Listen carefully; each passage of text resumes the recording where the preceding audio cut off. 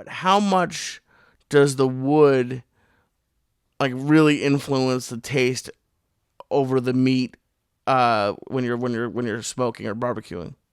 Yeah. Okay. That's a good question. So, more important than the specific kind of wood, if you're using hickory or if you're using oak or cherry or apple or peach or maple or whatever, more important than what kind of wood you use is how you burn the fire.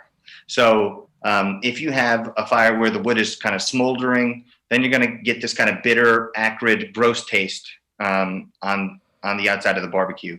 And so it will taste good for the first bite, and then the more you eat of it, like kind of the worse you'll feel. And then, an hour later, you're going to burp up, the smoky, gross stuff.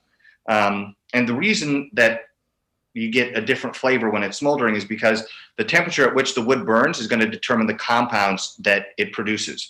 So if you are kind of choking off a fire, you don't give it enough oxygen, you're going to have a big cloud of white smoke. And if you're smoking meat, it's natural to assume that if some smoke is good, more smoke is better.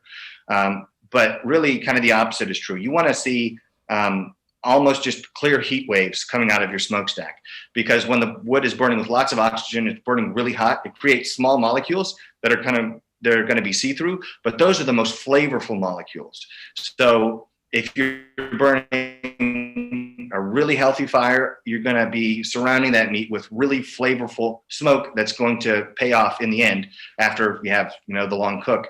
And a lot of people get that wrong. That's the biggest mistake in barbecue, is thinking that you want a bunch of white smoke.